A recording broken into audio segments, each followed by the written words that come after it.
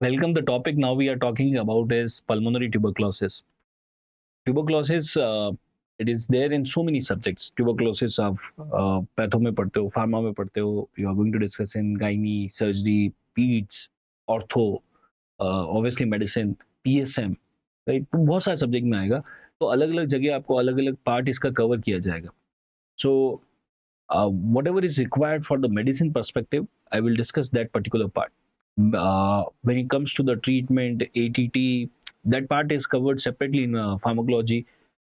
PSM में भी आपको किस तरीके से इसको अप्रोच किया जाता है, इन्वेस्टिगेशन वाला पार्ट वो थोड़ा सा बताया जाता है वहाँ पे. इंडियन प्रोग्राम क्या चल रहा है ट्यूबरक्लोसिस का, the programme to control the tuberculosis in India, that will be discussed in separately in PSM. But what is core medicine part that is there for pulmonary tuberculosis, we are going to discuss that. So let's understand the pathogenesis. That is the most important part to be discussed in this session. For example, there is a patient of pulmonary tuberculosis, active pulmonary tuberculosis. आप मान लीजिए किसी market में गए, वहाँ पे एक patient था, बहुत क्राउडेड मार्केट था और वहाँ पे एक पेशेंट को ट्यूबरक्लोसिस था और उसको कफ आया. कफ के साथ बहुत सारा माइकोबैक्टीरियम ट्यूबरक्लोस जो है, MTB जो है, वो एनवायरमेंट में आ जाएगा. जैसे उसने कफ किया, ये सब बाहर आएगा. There will be small small droplets and these droplets will be there in the environment. अगर वहाँ से आप आसपास से निकल रहे तो हो सकता है you are going to inhale these one of the droplet, and these droplet of the mycobacterium tuberculosis will go inside your lung. जब ये lungs के अंदर पहुंचते हैं तो सबसे पहले what they are going to do is कि they are going to, जहाँ पे भी जाएंगे वहाँ पे they are going to make a patchy involvement. वहाँ पे infection create कर देंगे and वहाँ पे एक focus बना देंगे. This generally is going to be the lower part of the upper lobe. You can see this is the upper lobe. I'm just highlighting with the yellow color. This is the upper lobe. And in this upper lobe, lower part के upper lobe में कहीं पे ये focus बनता है. This is called as the gone focus. तो जो सबसे पहला फोकस बनता है ट्यूबरक्लोसिस की वजह से, that is the Ghon focus. अब ये जब गोन फोकस बनता है तो ये क्या करता है कि मान लीजिए यहाँ पे गोन फोकस था और यहाँ पे एक लिम्फ नोड है. तो ये गोन फोकस से माइकोबैक्टीरियम ट्यूबरक्लोसिस इस लिम्फ नोड को भी इन्वॉल्व कर लेता है और यहाँ पे भी चला जाता है. So Ghon focus is going to involve the nearby lymph node.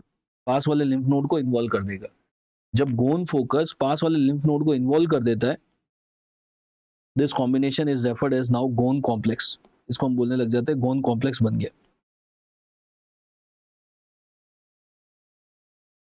अब इस गोन कॉम्प्लेक्स के दो फ्यूचर हो सकते हैं. जैसे ही गोन कॉम्प्लेक्स बनता है, इसके दो फ्यूचर हो सकते हैं. अगर पेशेंट की इम्यूनिटी का स्टेटस क्या, उस पर डिपेंड करेगा कि पेशेंट की इम्यूनिटी अच्छी है या पुअर है. अगर पेशेंट की इम्यूनिटी पुअर है, पहले हम इसकी बात कर लेते हैं. गोन कॉम्प्लेक्स बना और पेशेंट की इम्यूनिटी जो थी, the cell mediated immunity is poor. तो क्या होगा कि ये जो गोन कॉम्प्लेक्स बन रहा है ना, ये और प्रोलिफरेट होगा. अब यहाँ से ये माइकोबैक्टीरियम ट्यूबरक्लोसिस और प्रोलिफरेट करेगा और यहाँ पे जितना भी लंग पेरेन्काइमा है उसको खा जाएगा. बढ़ता रहेगा और ये सब एरिया को खा जाएगा. So there is going to be increase in the proliferation of mycobacterium tuberculosis. MTB और बढ़ेगा and that is going to lead to destruction in the lung parenchyma. Lung parenchyma almost यहाँ से खा के खत्म कर देगा. तो यहाँ पे क्या हो जाएगा, ऐसा कैविटी बन जाएगा. There is going to be destruction and that leads to cavity formation. उस एरिया में कैविटी बन जाएगा. तो जनरली ये जो कैविटी बनेगा, that is going to be there in the lower part of the upper loop. आप देखो ट्यूबरक्लोसिस का बैक्टीरिया पहली बार अंदर गया और पहली बार में प्रोग्रेस करके कैविटी बना दिया. ये जो पूरा इवेंट हुआ है, ये इसलिए हुआ था क्योंकि इसकी इम्यूनिटी पुअर थी. जब माइकोबैक्टीरियम अंदर गया, पहली बार ही गया और पहली बार में प्रोग्रेस कर गया, इसलिए इस डिजीज का नाम रख दिया हमने प्राइमरी प्रोग्रेसिव ट्यूबरक्लोसिस. प्राइमरी मतलब पहली बार गया और प्रोग्रेस करके आगे और बढ़ा दिया डिजीज को. So primary progressive tuberculosis. अब प्राइमरी प्रोग्रेसिव ट्यूबरक्लोसिस में कुछ इस तरीके से कैविटी बनेगी और ये कैविटी जो होगी, ये लंग मार्जिन के एकदम पास में होगी. हमें पता है कि लंग्स के ऊपर we are having the covers means the pleura होता है. तो क्या होगा, ये कैविटी जो है वो लंग के मार्जिन के एकदम पास होती है, तो ये कैविटी रप्चर हो सकती है. This cavity can erupt.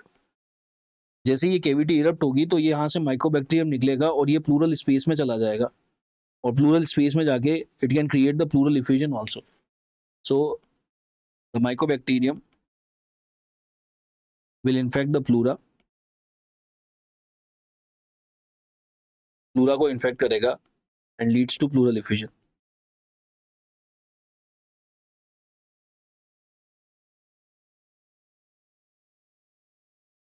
Right. So this is how the primary progressive tuberculosis occurs. What can the other alternative that can be there?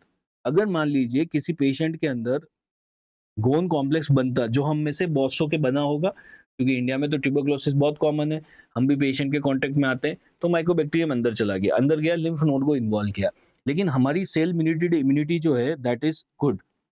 अगर सेल मीडिएटेड इम्यूनिटी अच्छी है तो फिर प्राइमरी प्रोग्रेसिव ट्यूबरक्लोसिस नहीं होगा, क्योंकि क्या होगा कि ये जो गोन कॉम्प्लेक्स बना था, जिसके अंदर गोन फोकस था और एक लिम्फ नोड भी इन्वॉल्व हो गया था, इसके चारों तरफ the immunity is going to make a calcified rim.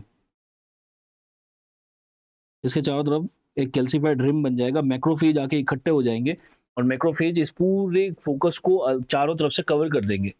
जब ये पूरा फोकस चारों तरफ से कवर हो जाता है, इसको हम बोलते हैं रेनके कॉम्प्लेक्स.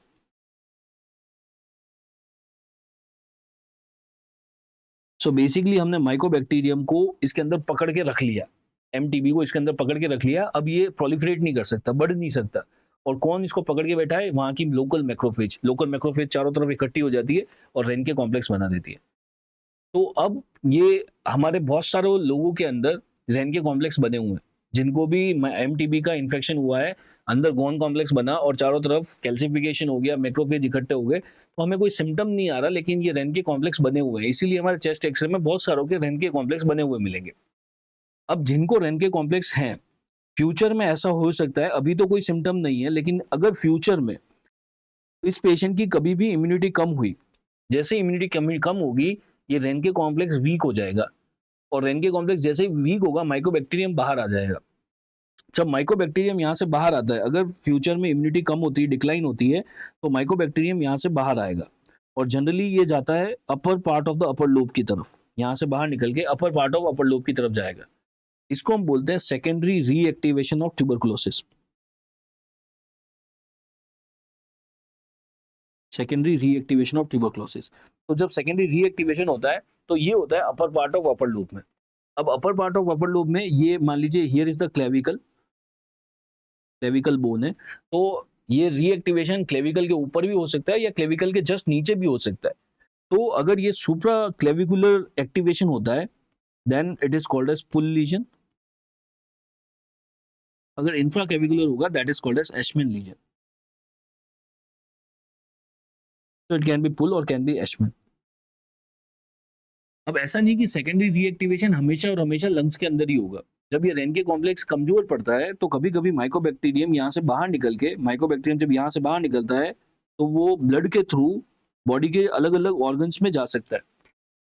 हो सकता है ये पल्मोनरी वेन में आया और पल्मोनरी वेन से थ्रू अलग अलग जगह जा रहा था. कभी कभी तो पल्मोनरी वेन के अंदर ही सेटल हो जाता है, कभी कभी ब्रेन तक पहुंच जाता है, कभी लीवर तक पहुंच जाता है. सो ये कहीं पे भी जा सकता था. ये सेकेंडरी रीएक्टिवेशन एक्स्ट्रा पल्मोनरी भी हो सकता है. अगर एक्स्ट्रा पल्मोनरी सेकेंडरी रीएक्टिवेशन होगा, जैसे पल्मोनरी वेन के अंदर जाके चिपक गया mycobacterium, that is called as Weigert focus. अगर ब्रेन के अंदर चला जाएगा, that is called as Rich focus. अगर लीवर के अंदर चला जाएगा, that is called as Simon focus. So mycobacterium tuberculosis जो है वो कहीं पे भी जा सकता था. It could have went anywhere when the secondary reactivation happening. It can be pulmonary reactivation, it can be extra pulmonary, right? तो एक बार इसको वापस से पूरा हम समझ लेते हैं पैथोजेनेसिस को. जब भी माइकोबैक्टीरियम ट्यूबरकुलोसिस का ड्रॉपलेट इन्फेक्शन होता है, ये अंदर जाएगा, ये सेटल होगा, सबसे पहले सेटल होगा lower part of upper lobe के अंदर. This called as Ghon focus. जैसे गोन फोकस बनता है, ये पास वाले लिम्फ नोड को भी इन्वॉल्व कर लेता है. अब इस कॉम्प्लेक्स को हम बोलते हैं गोन कॉम्प्लेक्स. ये गोन कॉम्प्लेक्स के दो फ्यूचर हो सकते हैं, वो डिपेंड करेगा इम्यूनिटी कैसी है. अगर इम्यूनिटी खराब है, तो ये गोन कॉम्प्लेक्स बढ़ता जाएगा और लंग को खा जाएगा उस एरिया में, और वहां पे कैविटी बना देगा, और वो कैविटी इरप्ट हो जाएगी, and that can lead to tubercular pleural effusion. लेकिन जिनकी इम्यूनिटी अच्छी होती है, तो उस गोन कॉम्प्लेक्स के चारों तरफ कैल्सिफिकेशन हो जाता है, मैक्रोफेज जमा हो जाता है, that is called as Ranke complex. ये रेनके कॉम्प्लेक्स माइकोबैक्टीरियम को दबा के रखता है. लेकिन अगर फ्यूचर में इस पेशेंट की इम्यूनिटी कभी भी कम हुई, तो माइकोबैक्टीरियम यहाँ से एस्केप करके रीएक्टिवेट हो जाता है, जिसको हम बोलते हैं सेकेंडरी रीएक्टिवेशन ऑफ ट्यूबरकुलोसिस. ये सेकेंडरी रीएक्टिवेशन जो होता है, ये upper part of upper lobe के अंदर होगा, और ये कि सुप्रा क्लेविकुलर भी हो सकता है, इंफ्रा क्लेविकुलर भी हो सकता है। ये एक्स्ट्रा पल्मोनरी भी हो सकता है, such as pulmonary vein, brain या लीवर के अंदर कहीं पे भी जा सकता है, right. So this is the pathogenesis of the pulmonary tuberculosis. एक बार हम यहाँ पे इसमें से इंपॉर्टेंट पॉइंट्स लिख लेते हैं जो हमें याद रखने। When it comes to the most common site of the primary progressive tuberculosis, it's going to be the lower part of upper lobe. Secondary tuberculosis reactivation जो होता है, that is going to be the upper part of upper lobe. The most common site of extrapulmonary tuberculosis होता है lymph node के अंदर। Most commonly वहां से lymph node में चला जाता है tubercular. The most common site of congenital tuberculosis, मतलब मदर को था तो वो ट्यूबरकुलोसिस फीटस को भी चला गया। The most common site is going to be liver. अब यहाँ पे कुछ दूसरे पॉइंट्स हैं, ऑर्थो से रिलेटेड भी है। The reactivation of TB can involve any organ. Secondary reactivation कहीं पे भी हो सकता है, लीवर में, ब्रेन में, कहीं पे भी हो सकता है, except of one, that is pancreas. Secondary reactivation कभी भी पेनक्रियास के अंदर नहीं होता। ट्यूबरकुलोसिस जो है वो जॉइंट को भी इन्वॉल्व कर सकता है, अलग अलग चीजें हो सकती है, जैसे कि small joints of hand involve हो जाते हैं, दैट इज रेफर्ड एज स्पिना वेंटोसा। आप ऑर्थो में पढ़ेंगे इसको। अगर ट्यूबरकुलस इन्वॉल्व कर लेता है शोल्डर जॉइंट को तो that is leading to caries sicca, उसको हम बोलते हैं केरीज सिक्का। अगर ट्यूबरकुलोसिस इन्वॉल्व कर लेता है स्पाइन को, वर्टेब्रास को इन्वॉल्व कर लेता है, that is called as spot spine. So these are the various orthopedic names that is there to be remembered. You will discuss them in detail, spina ventosa, caries sicca, port spine, ये सब आप अलग से discuss करेंगे, but अभी के लिए ये केवल ट्यूबरकुलर कहाँ पे रीएक्टिवेट हो रहा है उसके लिए अलग अलग नाम रखे हुए वो हमने डिस्कस किए।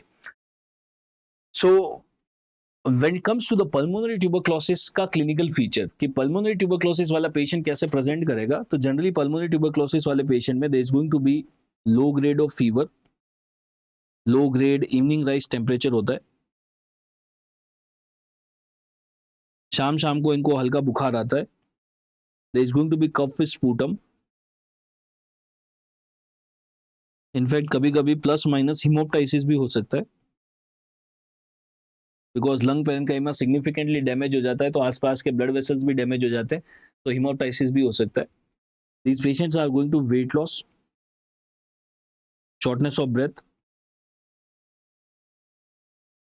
These patients will have increase in the respiratory rate. These are the various problems that is going to be there. When it comes to the tuberculosis वाले पेशेंट में जॉइंट पेन भी होता है, that is reactive arthritis. Reactive arthritis मतलब कि tuberculosis तो lungs के अंदर ही है, जॉइंट में नहीं गया है, लेकिन उसको जॉइंट में पेन होने लग जाता है। अगर जॉइंट में पेन हो रहा है ना ट्यूबरकुलोसिस की वजह से, रिएक्टिव इन्फ्लेमेशन की वजह से पेन हो रहा है, that is called as Poncet disease. देखो इसको कंफ्यूज नहीं करना है स्पिना वेंटोसा से या पॉट स्पाइन से। उसके अंदर तो क्या हो रहा है, स्पाइना वेंटोसा, और उनके अंदर तो ट्यूबरकुलर जॉइंट में चला गया है। जॉइंट में अगर ट्यूबरकुलर का इन्फेक्शन हो गया तो उसका नाम रख दिया हमने केरीज सिक्का, स्पिना वेंटोसा, पॉट स्पाइन। लेकिन मैं ये बोल रहा हूँ कि टीबी तो लंग्स के अंदर ही है, लेकिन फिर भी उसको जॉइंट में पेन हो रहा है रिएक्टिव इन्फ्लेमेशन की वजह से, तो उसको बोल दिया Poncet disease, right. Then there is something called as miliary spread. तो now let's talk about the miliary spread. अब ये मिलियरी स्प्रेड क्या होता है, तो मान लीजिए यहाँ पे ये ट्यूबरकुलर फोकाई बना हुआ है, एक्टिव ट्यूबरकुलर फोकाई है। Here also you can see in the same thing in the X-ray, this is the active tubercular foci. कभी कभी क्या होता है कि इम्यूनिटी बहुत ही कम हो जाती है ना, तो ये यहाँ से Mycobacterium tuberculosis all of a sudden like a bomb blast यहाँ से सब जगह पे स्प्रेड हो जाता है, सब जगह स्प्रेड हो जाएगा। पूरे लंग पेरेन्काइमा के अंदर माइकोबैक्टीरियम ट्यूबरकुलोसिस के फोकाई बन जाएंगे। इनफैक्ट ये ब्लड से होता हुआ, लिम्फ से होता हुआ पास वाले लंग्स के अंदर भी चला जाएगा, और कुछ इस तरीके से पूरे के पूरे दोनों लंग्स के अंदर you will have multiple foci of the tuberculosis. इसको हम बोलते हैं miliary spread of tuberculosis, miliary pulmonary tuberculosis. So this is the miliary pulmonary tuberculosis. तो क्वेश्चन ये आता है कि जब मिलियरी स्प्रेड होता है, व्हाट इज द रूट, इसके थ्रू स्प्रेड होता है ये ट्यूबरकुलोसिस, माइकोबैक्टीरियम ट्यूबरकुलोसिस सब जगह कैसे गया? इज इट हेमेटोजीनस, लिम्फेटोजीनस, और is it direct spread? It is all the three. ये ब्लड के थ्रू भी स्प्रेड करता है, हेमेटोजीनस भी है, प्लस लिम्फेटिक्स के थ्रू भी स्प्रेड कर रहा है, प्लस डायरेक्ट स्प्रेड भी हो रहा है। तो when it comes to the miliary pulmonary tuberculosis, It has all the three routes of spread. But there is one more thing that can happen is कि जब ये यहाँ से spread करता है, यहाँ से जब spread करता है तो कभी कभी what is going to happen is it is going to spread via blood only. Haematogenous route से स्प्रेड करके ये दूसरे दूसरे ऑर्गन्स में जाके कुछ इस तरीके से मिलियरी शेडोज बना देता है. This is called as extra pulmonary miliary tuberculosis.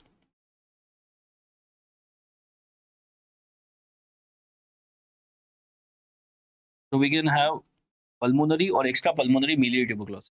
जब हम एक्स्ट्रा पल्मोनरी मिलियरी ट्यूबरक्लोसिस की बात करते हैं तो there is going to be haematogenous spread. Pulmonary tuberculosis में तो तीनों तरीके का स्प्रेड से पल्मोनरी मिलियरी पल्मोनरी ट्यूबरक्लोसिस होता है. एक्स्ट्रा पल्मोनरी जो होता है वो केवल ब्लड के थ्रू स्प्रेड होकर बनता है. सो मिलियरी शेडो से हमें दो चीजें याद रखनी है. एक तो याद रखना है स्प्रेड का तरीका कि अगर पल्मोनरी ट्यूबरक्लोसिस मतलब मिलियरी पल्मोनरी ट्यूबरक्लोसिस हो रहा है तो कैसे स्प्रेड हुआ है. तीनों तरीके से हुआ है. एक्स्ट्रा पल्मोनरी स्प्रेड हुआ है तो ब्लड के थ्रू हुआ है. और ये जो मिलियरी शेडो होता है ना, जब हम इसका चेस्ट एक्सरे करते हैं तो हमें इस तरीके से बहुत सारे चेस्ट एक्सरे में छोटे छोटे वाइट मल्टीपल मिलियरी शेडोज देखने को मिलेंगे. अब ये जो मिलियरी शेडो होते हैं ना, ये ऐसा नहीं कि केवल ट्यूबरक्लोसिस में ही देखने को मिलते हैं. मिलियरी शेडो और भी बहुत सारी कंडीशन में देखने को मिलते हैं. तो ये रेडियो का एमसीक्यू है, ये याद रख लेना है कि miliary shadow is also seen in can be seen in histoplasmosis,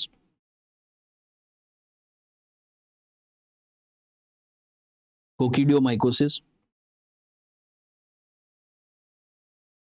blastomycosis, sarcoidosis,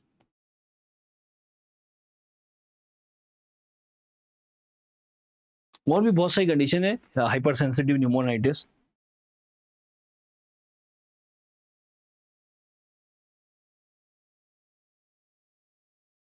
जिनके अंदर ये देखने को मिल सकता है. Right. So this is the miliary spread. Let's understand one more radiological sign. एक तो होता है ये मिलियरी स्प्रेड वाला रेडियोलॉजिकल साइन की ट्यूबरकुलर मिलियरी शेडो क्या होता है, कैसे स्प्रेड हुआ है, व्हाट इज द रूट. एक और रेडियोलॉजिकल साइन देखने को मिलता है. What is happening is here is the pulmonary artery. I told you that in primary progressive tuberculosis के अंदर कैविटी बन जाता है. तो मान लेते हैं कि ये यहाँ पे ट्यूबरकुलर कैविटी बना हुआ है. ट्यूबरकुलर कैविटी, लंग में कैविटी बन गया. अब ये कैविटी और पल्मोनरी आर्टरी जो है बहुत कभी कभी बहुत पास होता है. तो ये कैविटी क्या करता है कि ये जो माइकोबैक्टीरियम ट्यूबरकुलोसिस है ये पल्मोनरी आर्टरी की वॉल को खा जाता है. अगर ये वॉल को खा गया ना तो ये पल्मोनरी आर्टरी कुछ इस तरीके से आपको दिखेगी. ये कैविटी जो है पल्मोनरी आर्टरी का पार्ट बन जाती है. और क्योंकि पल्मोनरी आर्टरी के अंदर a lot of blood is there and now this patient when he is going to cough a lot of blood will come means the patient will have hemoptysis. जब इस patient का आप CT scan करोगे ना तो आपको ऐसा दिखेगा. अगर मैं आपको पल्मोनरी आर्टरी दिखाऊं इस पेशेंट की तो कुछ आपको इस तरीके से दिखेगी. This is how the pulmonary artery will look like. अगर मैं खाली पल्मोनरी आर्टरी को बाहर करके ड्रॉ करता हूं it will look like this. CT scan में ऐसा दिखेगा. तो देखने में तो ऐसा लग रहा है जैसे कोई एब्नॉर्मल डायलिटेशन हो गया पल्मोनरी आर्टरी में. और abnormal dilatation in artery is called as aneurysm. Actual में ये एन्यूरिज्म नहीं है. ये क्या हो गया कि कैविटी जो है, कैविटी ने पल्मोनरी आर्टरी की वॉल को इरोड कर दिया और कैविटी और पल्मोनरी आर्टरी मिल गए. तो ऐसा लग रहा है कि पल्मोनरी आर्टरी बहुत बड़ा हो गया.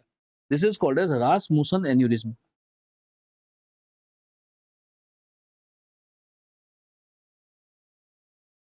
रासमुसन एन्यूरिज्म वाला जो पेशेंट होगा is going to present as haemoptysis. Significant haemoptysis के साथ प्रेजेंट करेगा. Basically pulmonary artery and cavity दोनों मर्ज हो गए.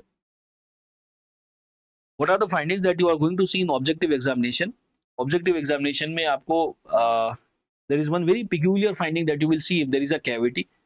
If there is pulmonary cavity,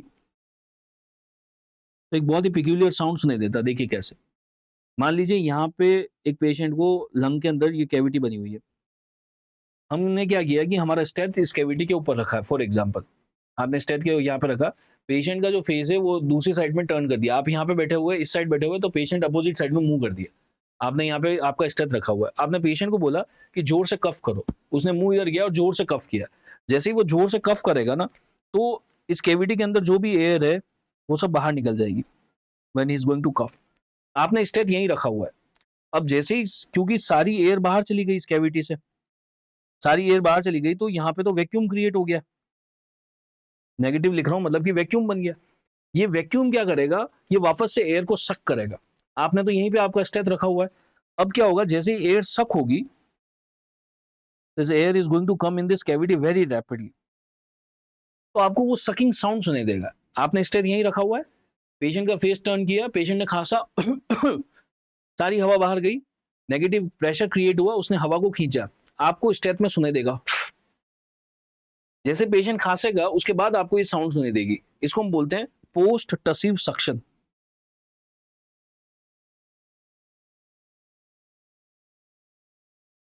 post tussive suction मतलब खांसने के बाद, टसिव मींस कफ, कफ करने के बाद में सकिंग साउंड सुनाई दिया, पोस्ट टसिव सक्शन हो रहा है। When it comes to breathing sound, if there is cavity, अगर कैविटी है तो मैंने आपको न्यूमोनिया में बताया था, we are going to have cavernous sound, also called as the amphoric sound. Cavernous sound or the amphoric sound will be heard. What are the various investigation that we'll do in the pulmonary tuberculosis patient? The one of the important investigation is sputum. Sputum के अंदर we can do the AFB. AFB positive भी आ सकता है, negative भी आ सकता है। AFB negative आ रहा है डजंट मीन कि ट्यूबरक्लोसिस नहीं है। AFB कैसे करते हैं, एसिड फास्ट, माइकोबैक्टीरियम एक एसिड फास्ट बेसिलाई है, तो हम क्या करते हैं, स्पूटम लेते हैं और उसमें ZN स्टेन डालते हैं और उससे हमें पता लग जाता है AFB है या नहीं है। तो अगर माइकोबैक्टीरियम बहुत सब्सटेंशियल नंबर में होगा तो AFB पॉजिटिव आएगा, लेकिन ऐसा जरूरी नहीं कि हर बार पॉजिटिव ही आएगा। ट्यूबरक्लोसिस है लेकिन अगर माइकोबैक्टीरियम बहुत ही कम है तो AFB नेगेटिव भी आ सकता है। तो फिर और क्या कर सकते हैं, we can go for CB NAAT, that is cartridge based nucleic acid amplification test.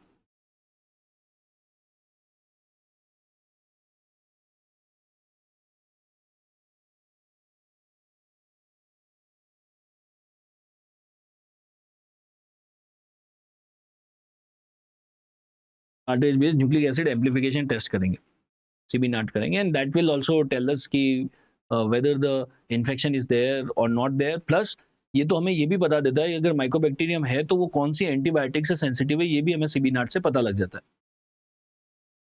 In patients के अंदर अगर आप यूरिन एग्जामिनेशन करते हो तो यूरिन एग्जाम में आपको एक फाइंडिंग मिलती है लैम, लैम पॉजिटिव आता है। LAM stands for lipo अरेबिनोमेनन।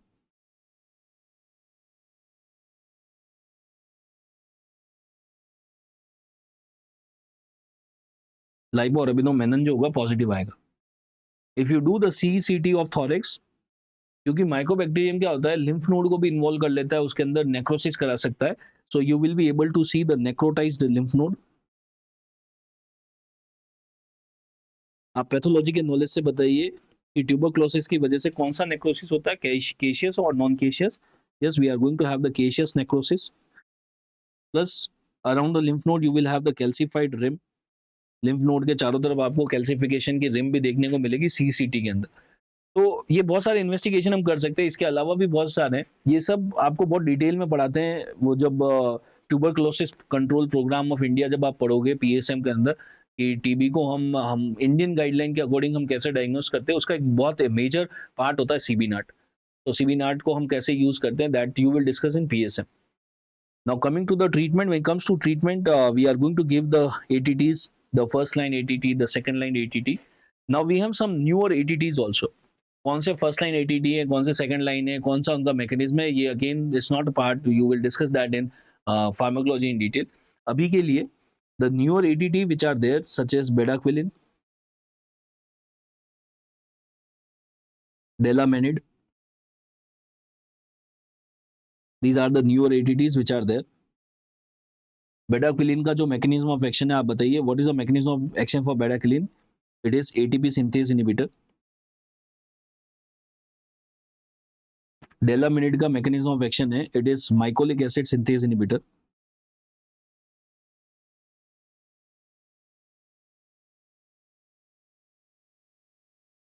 Bedaquiline, delamanid, right. Then ये थोड़ा सा मिसप्रिंट हो गया, इसको यहाँ से हटा देंगे। Basically they were trying to explain here the definition of XDR-TB, MDR-TB, जो कि अभी चेंज हो गया है थोड़ा सा, इसलिए मैंने इसको यहाँ से हटा दिया।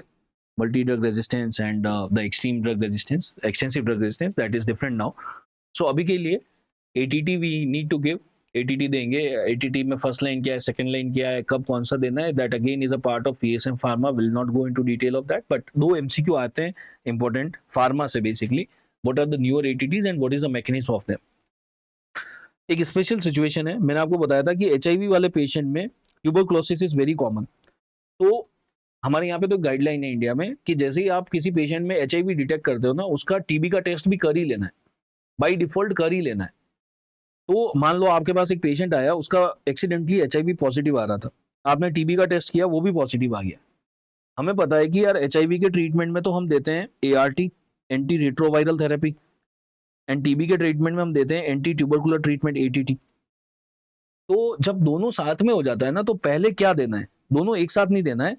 सबसे पहले फर्स्ट गिव ATT, पहले उसको TB का ध्यान रखना है, पहले TB को ठीक करो. शुरू के 2 हफ्ते से लेके 2 weeks to 2 month you will just give ATT. First 2 weeks to 2 month you will just give ATT, then you will add ART, then add ART. अगर आपने ऐसा नहीं किया, दोनों एक साथ दे दिए, अगर आपने दोनों एक साथ दे दिए, तो फिर क्या होता है कि ट्यूबरक्लोसिस एकदम फ्लेयर हो जाता है. If you give ART first और if you give both together, TB एकदम से फ्लेयर कर जाता है, एकदम बढ़ जाता है. तो हम उसको बढ़ने नहीं देना चाहते, फ्लेयर नहीं होना देना चाहते, इसलिए हम ऐसा करते हैं. So this is how it is to be given to avoid the flare of tuberculosis. To avoid the flare of tuberculosis, the flare of tuberculosis is called as IRIS. इसको हम बोलते हैं IRIS, immune reconstitution inflammatory syndrome. Immune reconstitution inflammatory syndrome. So जब भी अगर वो बोलते हैं कि HIV TB साथ में, तो पहले क्या देना है, पहले TB का ध्यान रखो. HIV तो वैसे ही ठीक नहीं होना, तो HIV का बाद में देखते रहेंगे, पहले TB को पकड़ लो. अगर क्योंकि HIV को पहले ठीक करने का ना, TB फ्लेयर कर जाएगा और उससे उसकी डेथ हो जाएगी. IRIS हो जाएगा, एकदम से फ्लेयर हो जाता है TB का, that is called as IRIS. Sometimes TB का स्प्रेड हो जाता है एब्डोमन में. अगर TB एब्डोमन में चला गया तो पेशेंट को एसाइटिस हो जाएगा. तो मान लीजिए एक पेशेंट आया, उसको एसाइटिस हो रखा है. अब हमें ये पता करना है कि इसको एसाइटिस किस कारण से, TB की वजह से, कैंसर की वजह से, या किस वजह से, हमें नहीं पता. एसाइटिस था पेशेंट को. अगर एसाइटिस है ना, तो हमें अगर ईटियोलॉजी पता करना है, तो एक तरीका ये है, you take a sample of ascitic fluid, ascitic fluid का सैंपल लो. You take a sample of the blood, blood का एक सैंपल ले लो, एक एसाइटिक फ्लूइड का ले लो, एक ब्लड का ले लो, और दोनों सैंपल लैब में भेजो और लैब वाले को बोलो कि हमें इस ब्लड में कितना प्रोटीन है ये बता दो, और एसाइटिक फ्लूइड में कितना प्रोटीन है ये बता दो, और ये भी बता दो कि एल्बुमिन कितना है. प्रोटीन मीन्स कि एल्बुमिन कितना है पर्टिकुलरली. तो शाम को रिपोर्ट आ जाएगी कि पेशेंट के ब्लड में इतना तो सीरम प्रोटीन है और इतना एसाइटिक फ्लूइड में प्रोटीन है. जो भी रिपोर्ट आई, what you are going to do is, serum albumin में जो प्रोटीन बताया, सीरम एल्बुमिन जितना उन्होंने बताया कि ब्लड में इतना एल्बुमिन है और एसाइटिक फ्लूइड में इतना एल्बुमिन है, दोनों को माइनस कर लो. अगर ये डिफरेंस जो है लेस देन 1.1 आ रहा है या मोर देन 1.1 आ रहा है, ये हमें देखना है. अगर सीरम एल्बुमिन और एसाइटिक एल्बुमिन बहुत ही बराबर है, दोनों में डिफरेंस बहुत ही कम है, लेस देन 1.1 का डिफरेंस है, then most likely aetiology is tuberculosis. It can be other infections, it can be cancer, it can be nephrotic syndrome. These are the various conditions where the difference between the serum albumin and acidic albumin is less than 1.1. अगर difference more than 1.1 आ रहा है, तो फिर आपको देखना है, check absolute value of ascitic albumin, कि lab ने एसाइटिक एल्बुमिन की वैल्यू कितनी दी है, कि उस पेशेंट के एसाइटिक एल्बुमिन कितना है, एसाइटिक फ्लूइड में एल्बुमिन कितना था. Is it less than 2. Is it more than 2.5 और लेस देन 2.5. एसाइटिक एल्बुमिन जो है वो 2.5 से कम दिया है या ज्यादा दिया है. अगर वो बोल रहे हैं कि एसाइटिक एल्बुमिन की एब्सोल्यूट वैल्यू मोर देन 2.5 है, then it is going towards heart failure. It can be early Budd Chiari syndrome.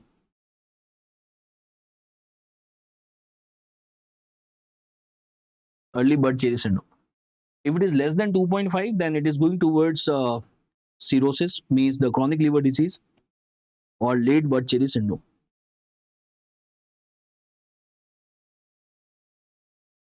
Late bud cherry syndrome. ये जो पूरा फ्लो चार्ट है ना, इसको हम बोलते हैं serum, this called as SAAG ratio, serum ascitic albumin gradient. The full form is written here, SAAG ratio. SAAG ratio basically हम इसलिए यूज करते हैं, हमें ये पता करना होता है कि अगर किसी पेशेंट को एसाइटिस है, तो डिफरेंशिएट करने की कि मोस्ट लाइकली ईटियोलॉजी क्या होगी. तो हम क्या करते हैं, 2 सैंपल निकालते हैं, और दोनों सैंपल लैब में भेजते हैं और पेशेंट को मतलब कि लैब को ये बोलते हैं कि हमें ये पता करके बताओ कि इन दोनों में कितना प्रोटीन है, मतलब एल्बुमिन है। फिर हम दोनों का डिफरेंस देखते हैं कि लेस देन 1.1 है कि डिफरेंस मोर देन 1.1 है। अगर लेस देन 1.1 है तो ये इटियोलॉजी प्रोबेबली हो सकती है। अगर डिफरेंस ज्यादा है देन चेक कि एसिटिक एल्बुमिन कितना दिया है लैब में, उस पेशेंट का एसिटिक एल्बुमिन की एब्सोल्यूट वैल्यू कितनी दी है, मोर देन 2.5, लेस देन 2.5। अगर मोर देन है it can be heart failure, it can be early Budd Chiari syndrome, अगर लेस देन है तो इट कैन बी सीरोसिस और late Budd Chiari syndrome. what is Budd Chiari syndrome is? Budd Chiari syndrome means, वैसे तो आप इसको सर्जरी में डिस्कस करेंगे अलग। For example here is the representation of the liver and here is the portal vein, then here is the hepatic vein which is draining in the inferior vena cava.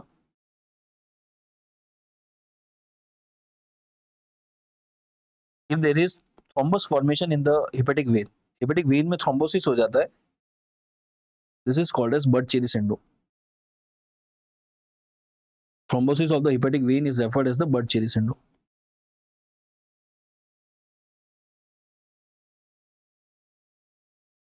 Hepatic when में thrombus बन गया, blood clot बन गया, that is Budd Chiari syndrome. सो ये साग ratio वाली जो table है ना, इसको तो याद करना ही पड़ेगा, इसका कोई अल्टरनेटिव नहीं है, ये रटना ही पड़ेगा आपको। Then there are various side effects are there of ATT, just I am writing the important ones, जैसे rifampicin, it can lead to orange urine,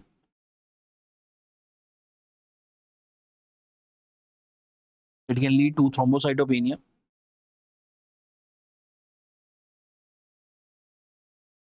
Isoniazid can lead to peripheral neuropathy.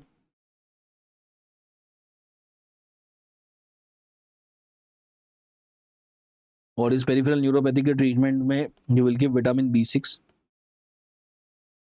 Pyrazinamide can lead to increase in uric acid. That can lead to gout. Ethambutol can lead to optic neuritis. So these are the various side effects that can be there for the ATT. बाकी तो और भी बहुत सारे side effect है जो I'm not going to detail of ATT because it's a very separate, complete different topic which takes more than 1 hour. That is detailed discussion in the pharmacology will be there. But abhi ke liye, what we have discussed in this chapter, let's focus on that and let's revise that. हमने tuberculosis control programme of India नहीं पढ़ा इसके अंदर, और हमने ATT के बारे में नहीं पढ़ा, बाकी हमने इसमें डिस्कस किया है। सो एक बार मैं वो समझा रहा हूँ आपको। सबसे इंपॉर्टेंट था पैथोजेनेसिस पल्मोनरी ट्यूबरक्लोसिस का। जब माइकोबैक्टीरियम सबसे पहले अंदर जाता है तो सेटल करता है lower part of upper lobe में, उसको बोलते हैं गोन फोकस। वो पास वाला लिम्फ नोड इन्वॉल्व हो जाएगा तो उसको बोलेंगे गोन कॉम्प्लेक्स। अब ये गोन कॉम्प्लेक्स का क्या होगा, डिपेंड करेगा इम्यूनिटी कितनी है। अच्छी है तो उसके चारों तरफ एक कवर बन जाएगा, इसको बोल देते हैं रेनके कॉम्प्लेक्स। अगर इम्यूनिटी खराब है तो ये प्रोग्रेस करेगा, उसको बोलेंगे प्राइमरी प्रोग्रेसिव ट्यूबरक्लोसिस, जिसके अंदर कैविटी बन जाएगी। अगर रेनके कॉम्प्लेक्स बनता है तो रेनके कॉम्प्लेक्स फ्यूचर में अगर कभी भी इम्यूनिटी कम हुई, डिक्लाइन हुआ, तो ये रीएक्टिवेट होगा, उसको बोलेंगे secondary reactivation. Secondary reactivation lungs के अंदर भी हो सकता है और बाहर भी हो सकता है। लंग्स के अंदर होगा तो होगा सुप्रा मतलब upper part of upper lobe में, और बाहर भी हो सकता है एक्स्ट्रा पल्मोनरी, तो कहीं पे भी हो सकता है। So we can have the Rich focus, Weigert focus, Simon focus. Then we have discussed about the symptoms, low grade of fever, cough with sputum, hemoptysis, weight loss, ये सारी चीजें देखने को मिलती है। इसके अंदर हमें एक पोस्ट असिव सक्शन देखने को मिलता है। अगर पेशेंट के अंदर कैविटी है, आप स्टेथ रखते हैं, जब पेशेंट खांसता है तो एक उसके बाद में, खांसने के जस्ट बाद, after the cough there is going to be sucking sound will be there, called as post tussive suction. Then we have discussed about the various investigation, AFB, CB NAT, LAMP that you can do. When it comes to the HIV end TB combination, जब भी ये दोनों साथ में हो तो पहले किसको ठीक करना है? First take care of tuberculosis, then give the ART। Then we have discuss कि एसाइटिस भी हो सकता है ट्यूबरक्लोसिस की वजह से, and how to find out that, you will do the SAAG ratio, and we have discuss about the SAAG ratio, how it is to be done and what is the probable differentials that can be there, and then we have discuss some of the side effect of the ATTs. Let's write down the summary what we have discussed. The most common site of primary progressive tuberculosis, it is lower part of upper lobe. The secondary reactivation, it is upper part of upper lobe. The most common site for extrapulmonary tuberculosis, it is going to be lymph node. Congenital tuberculosis, liver.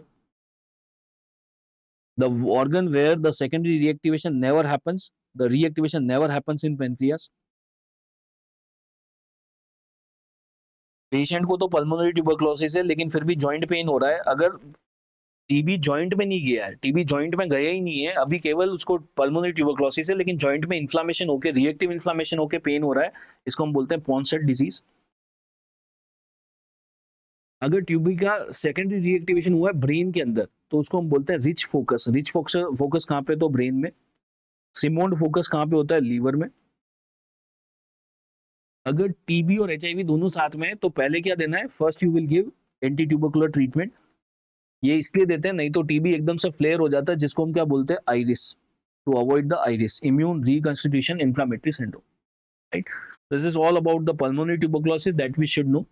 The different types of tuberculosis, the Pott's spine, the Keri-Sika, the gynecological tuberculosis, the abdominal tuberculosis, you will discuss in the different streams.